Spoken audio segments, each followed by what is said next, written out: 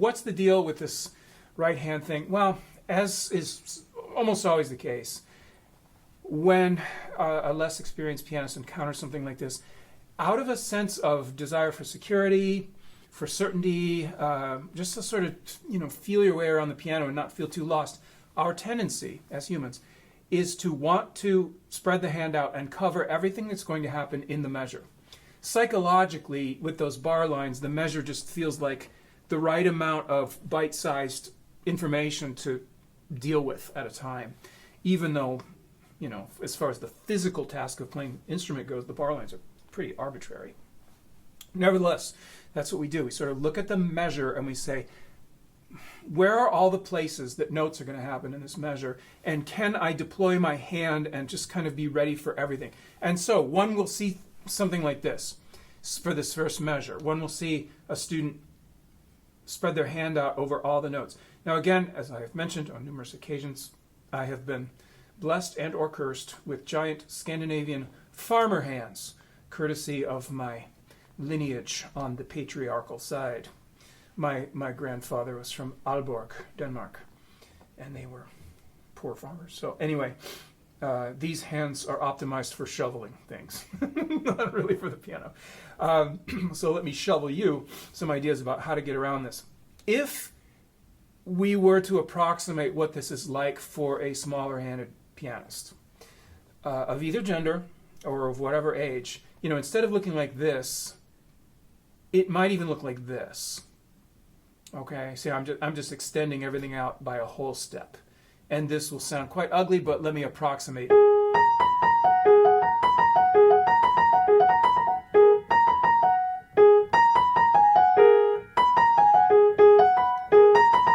So I sometimes do weird stuff like that in order to sort of try to feel what my students are feeling, to get a sense of, what's it like to be you, and what kind of solutions would help you. So, it might be this. With a really small hand, it could even be something like that if I take the F sharp down. So as you look at the way my hand falls on the keyboard, it won't necessarily be the same for you. I'd invite you to go look at yourself on these same notes and see how splayed out you are. So the basic problem is that the hand doesn't work very well when stretched out to its maximum. Okay, the fingers love to move freely when they're more or less straight. Okay, now granted, the hand sits at the end of the arm not exactly straight, like you build a Lego man or something. There's actually a slight outward angle to it when you're relaxed. If you hold your hand at your side, you'll see this, which pretty much puts 2 down the center line of the hand, not 3. And so often you will notice more notes over here, and then the thumb kind of separate. And that's just because Chopin understood this basic reality that 2 is the center of the hand. And on either side of it, you have 3 fingers and then 1 finger. Okay, so nevertheless, I really can't reach all these notes from a single position. I'm going to try it anyway just to demonstrate, but this is really terrible and it's uncomfortable, so don't do what John does.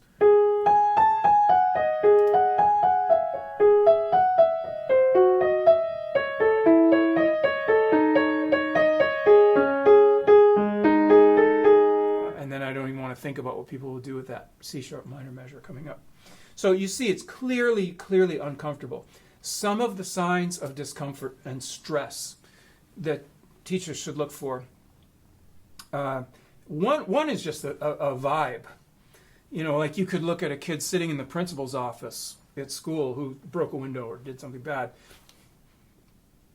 And that kid's going to sit there on that chair waiting to be called in. And you can just see distress. You're going to get scolded, and we're going to call your parents, and terrible things are going to happen to you. Another thing you'll see is, it depends on the person and the hand and so on, but the tendons in the back of the hand can become more pronounced because of the tension on them. Also, you'll see the natural curve of the hand from the palm of the hand through the various phalanges is more or less they curve it about the same amount. Okay, so this knuckle curves, and then this one curves, and this one curves, about the same amount when it's relaxed. And when I'm under a lot of stress, you might see different directions. This angle goes that way and then that way. Or some might be much more angular than others. So now this knuckle is much more. So those are all just signs. Another one you'll see on the keyboard is maybe someone reaching for these higher notes, and you see the backward curve of 2 and 3. All right. This can also happen with 4. Can happen really with any of these. The thumb typically doesn't work like that because the thumb is attached differently, but any of these 4, and usually these middle guys, you'll see this kind of thing. Okay? And obviously, if 3 is recurved like that, that's a huge amount of stress. So if you put your hand on the keyboard and then just recurve 2 and 3 backwards like that, feel the kind of tension it takes to do that. And that's what people are approaching the piano with and trying to play under those conditions. So that's the basic problem, is this is wide intervallically, and when we try to cover it from a single location, we cannot. Just like you can't go through your day and walk the dog and get groceries and cook and then go mow the lawn or do whatever you have to do from a single location. You have to just move around and go do it. So now we're going to talk about moving around to get this job done. So first of all, there's no reason whatsoever I need to hold the G sharp and connect legato to the high G sharp. I can just catch that with the pedal. Okay? And then start the passage. And I do see a lot of damage from teachers who preach the religion of finger legato overly zealously, when they themselves actually, one, often don't play very well, and 2, don't really understand what real legato is. Real legato is not one finger connecting one note to the next finger on the next note. Real legato is making people believe this is melodic. Okay? Can you make people want to sing along with the thing you're playing? That's legato. Anything that you have to do to get that done is part of legato. And anything that gets in the way of that is not legato. And being awkward and being under stress and in pain at the piano will not contribute to that goal. And so a lot of the things people claim are part of legato are actually anti-legato. Anyway, we won't go into that too much. We'll just say, if I want to just grab that first note and then go start up here, I am certainly free to do that. I don't have to connect. Okay, now, at this point, now we're going to talk about centering through, and that simply means that I'm going to go to the maximally beneficial location for each note in the passage. I'm going to be in the best place for the job whenever that job happens. So, here's a very slow exercise that I think is really helpful, and we can do it for the first couple bars. I'm going to start with 4 on this G sharp, and I'm going to tell myself or my student, pendulum your arm. I'm swinging my arm back and forth from the shoulder, and I'm just going to let it come to rest where gravity tells me is the best place. And it's going to be something like that. And I'm going to take a picture of that and remember it. Click. Okay, now I'm going to go to the next note, the A, and I'm going to do the same thing. I'm going to pendulum and just find where I'm centered and strong on that note. And you'll see it's slightly this way. And I'm going to take a picture of that. Then I'm back here, and then the F sharp. Where does the F sharp just love to be? If I could just only play one note, where would I be to play it? And then the D sharp, and you clearly see what's happening. And then finally, that one. And when I put them all together, and we'll do the next bar, and maybe one more, and the deceptive cadence. So now I'm taking all those photos and I'm stringing them together in an animation and going, this is what the motion should actually look like if I'm truly going to all of those places, right? And so it's going to look, I'll do it one more time, I'll animate it.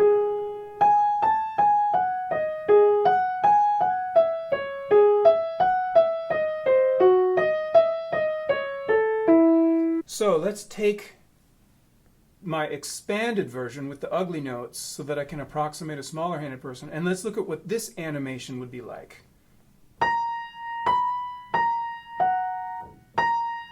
Let's play it like this.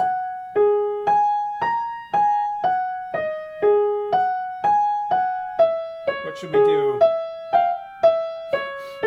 I don't know what chord to play now. But again, you see how much farther it is. And the important thing to notice about the lateral motion at the piano, anytime I go up and down the keyboard like this, the place that's initiating from is the shoulder. Okay, the shoulder has to know first that this is going to happen because the shoulder is the first one to move. The motion starts at the shoulder goes this way, and the rest of the arm follows. So my shoulder has to know about this motion.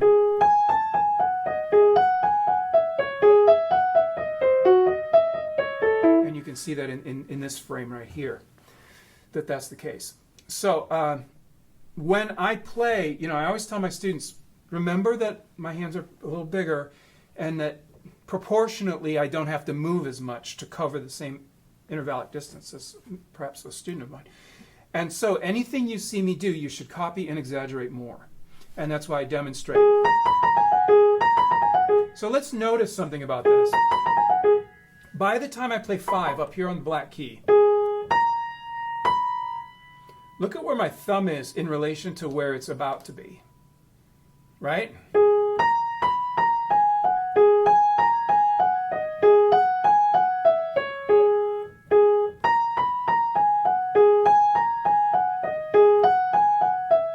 And now the real notes.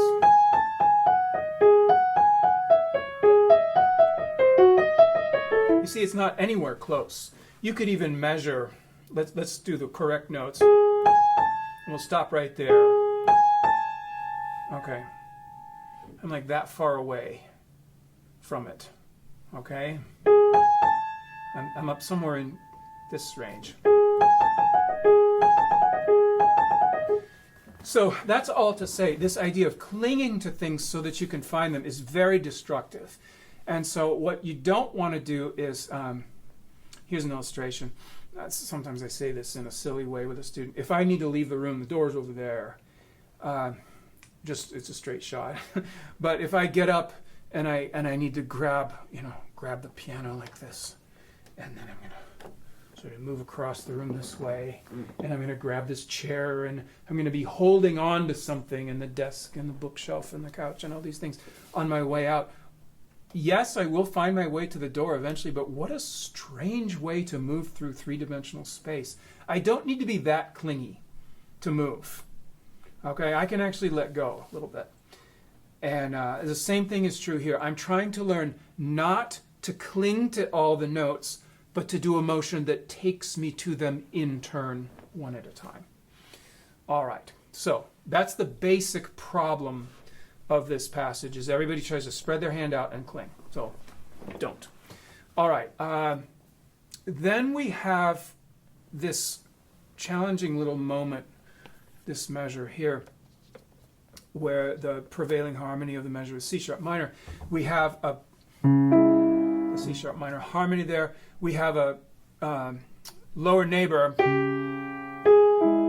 and a lower neighbor, and then a chord tone and a passing tone to there.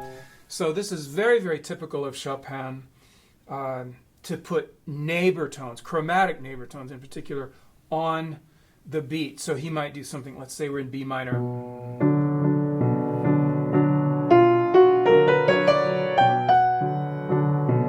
And then maybe... Okay, you see here that just sounds a little bit Chopin-y. I'm playing these chromatic neighbors, and that's just typical of him. How we do it physically, let me show you what I think works. So I'm coming into that from that measure, and if you are a member of the finger legato religion, you will believe without questioning, without referring to reason or logic, you will do something like this. You'll try to connect to the F double sharp, somehow legato, and maybe you go to thumb start that neighbor tone passage. But if you do this all legato, I've got 4 there, and now I'm trying to cramp my hand and get thumb in, and that puts my hand into this shape, this very cramped shape. The problem is I can't play the piano like that. I'm really very bad at the piano if you make my hand go in this shape. So I'm going to do something here. I'm simply going to let go of the piano. See, I'm done. And I'm not going to connect at all. By the way, this is all under the pedal. And so there's no crime, there's no harm to the sound in letting go. By the way, I once had someone tell me, we can hear the difference. Even if the pedal is on, we can hear the difference whether you connect finger legato from one note to the next. And I thought about that and I said, that is complete nonsense. And I can demonstrate physically with scientific principles why that's nonsense. It's not only foolish, it's actually destructive because it forms your hand into cramped structures and burdens you with additional physical tasks that don't contribute anything to the music. Okay? If the dampers are up, if the pedal is in operation and the dampers are up, it doesn't matter if you hang on to the key. It has no effect on the sound. I won't go into the proof of that right now, but suffice it to say, it's not controversial among people who are aware of how the piano works. There aren't two well-intentioned, well-informed sides to this question. There's the people who know and the people who don't know. So anyway, I'm going to let go, and now I can start fresh. My hand is not cramped from the previous measure. It's reset and ready to do the new measure. So what I like to do, what works for my hand is 1, 2, and then 3, 4, and then I get out of there, and I get those last 2 with either 1, 3 or 1, 2 or something. Now, that little moment right there, notice, you see my 2 and 3? Just that slight lateral stretching of 3? Depending on where I am, that can be kind of okay and acceptable, or it can be not acceptable. If I'm way out here, kind of flat in front of the keyboard, that distance of is a major third as spelled here. It is deviating my 3, and it's causing me just a little bit of stress. And then see where 4 naturally lies? 4 doesn't really want to be on the C sharp. So, you see how hard that is? If I'm trying to stay in one location. But now if I'm ready to move, and I would use this kind of gesture. I'm going a little to the side, and I'm going a little into the piano. And the way this room is oriented to the face of the earth, that direction is west. And this direction is east. And so I call these east-west motions. So I'm going to move a little bit west. Do you see how that allows me to do all of that stuff rather than... So coming from the previous measure, letting go, new group, and so on. Okay? So I think very, very particularly and in detail on all aspects of the physical motion of what I'm playing. And I was just speaking with this student yesterday. We were talking about this, that my priority is, I usually know what I want to do musically. I can imagine the sound that I want. I kind of know what I want to say. And the problem for me is, can I just do it technically? Can I get all the road bumps and the obstacles and stuff out of the way, and then I have complete freedom? So to me, starting a piece and practicing is all about removing every technical obstacle, identifying them, prioritizing work on them, figuring out what the problem is at all. Is it a centering problem? Is it a grouping problem? Etc., etc. And then creating solutions like rehearsal methods, practice methods to eliminate them. And then usually I don't have a problem with, here's how I want the melody to go, here's how I want the phrases to go, and so on. So that passage is a little bit special, and can be very, very thorny if you don't think through it. And then the other one is the Neapolitan passage. This thing. Neapolitan means the flat 2 chord. This is in C sharp minor, so 2 is D sharp, flat 2 is D. So a major chord built on flat 2. So it's a D major sonority, which leads to the dominant, which leads home. So it's the Neapolitan passage.